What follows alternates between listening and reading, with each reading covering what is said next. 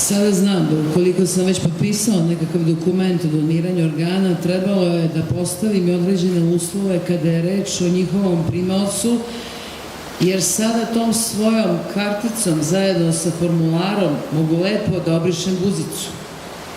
Dobro, mogao bih kada bih imao guzicu, ali je nemam. Jer ovaj u kojeg su me presadili, moju jetru, a s njom i mene, za mene je, za moj životni stil koji sam negovao, za moj pogled na svet, njega još uvek imam, uvredljiv i sasvim neprihvatljiv. Presađen sam, naime, u potpuno kretena koji od jutra do večeri u natikačama šljapka po stanu, bulji u televizor, blebeće same gluposti i to koje moj naučnički teško podnosi. Kada u slušalištu priča o tome kako se osjeća i objašnjava metodu transplantacije, ponekad mi dođe da ga puknem jer o osnovama biologije i medicine nema blage veze, a naučni pojmovi mu pljušte iz usta kao kugle iz ustrane magareće guzice. U takvim trenucima ljudi, pa i oni kakav sam ja, ljudski trag, postanu svesni koliko smo svi različiti i kakvi mentalni lenjivci su neki od nas.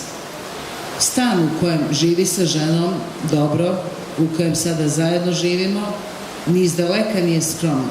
Takođe, uopšte ne štedi na hrani, koju ja, kao njegova jetra, zajedno sa imunosupersensitivnim lekovima pročišćavam. Mogao bi barem sada, kada je rob situacije, kada nakon operacije ima na raspolaganju 24 sata dnevno, nešto i da pročita. Ali ne. Tupsom se valja po kauču i onda zajedno buljimo u programe za koje uopšte nisam znao da postoje. Tip je, sve govori u prilog tome, verski fanatik ili barem verski proračunat.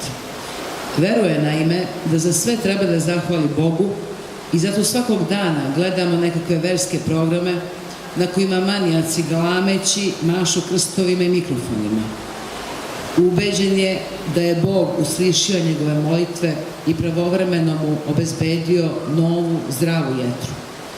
Ali, da li si ti uopšte svestan, neotesan i egoisto, koliko puta pomislim da je tvoja želja, mili Bože, daj, podari mi novu jetru, sadržala neizgovoreni ubilački deo koji je glasio, a pošto jetre, nažalost, još uvek ne gajimo kao krastavce, ja ti istovremeno, Bože, ponizno molim da neko umre, da ne bih li ja preživeo.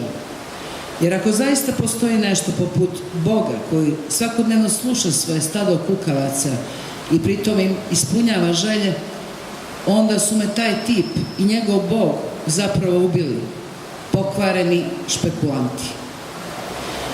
Žena ga s neshvatljivim milosrđem punim razumevanja sluša i servisira, dok on njenu negu prihvata kao nešto što se podrazumeva, ali iz njene požrtvovanosti shvatam da u svom martirijumu na neki idiotski način i uživam. Koliko sam uspeo da shvatim iz njegovog kukanja, uzrok bolesti jetre bio je hepatitis C, koji je, kako to objašnjava svemu živom u kosmosu, pre 10 godina navukao s nekakvom transfuzijom krvi, u što žena koja je još veća budala od njega čak i veruje. Umesto da sedne za kompjuter, ukuca u Google davanje krvi i hepatitis C i tako brzo zaključi da se u civilizovanim krajevima naše planete još od 1993. godine sva krv testira. Polne odnose sa njom nemamo, ali zato ga na kauču pred televizorom, kada smo sami, uz nabijanje kakvog uzatog crnca lagano masiramo, a u široke kadrove vagine prometnemo program i opet potražimo mesnatu, zmijastu patku koja se živahno grči među prstima njegovog vlasnika. Čovek ne bira roditelje, sada znam da ne bira ni fizičke domaćine.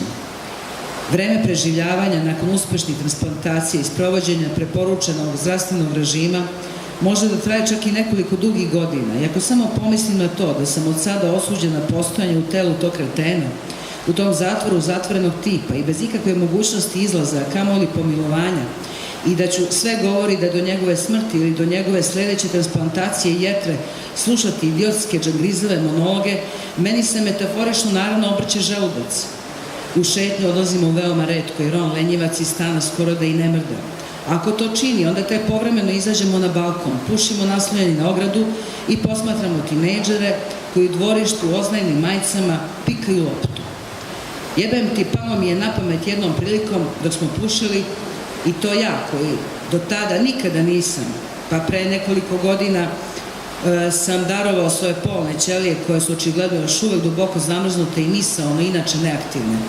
Dakle, ostaje nada da će se pojaviti kakva kandidatkinja za veštačku oplodnju, pa da se moji spermatozoidi odmrznu i ukoliko su moje hipoteze tačne, onda se može desiti da se mesto za moju svest otvori i u njima i da se tako iz jetre u potpunosti preselim u njih. Osim naravno, ponovo se trgnem ukoliko me ne strefi još kakvo novo, bizarno iznenađenje i svest se autonomno i suvereno ne aktivira i u mojim spermatozoidima, te tako uz dva izvora svoje svesti ostvarim nekakav unutrašnji post-mortem dijalog ili što već. Nemam pojma. Uopšte ne znam šta da mislim. Odlepit ću, ali ne u glavi, šta znam u čemu već i kako.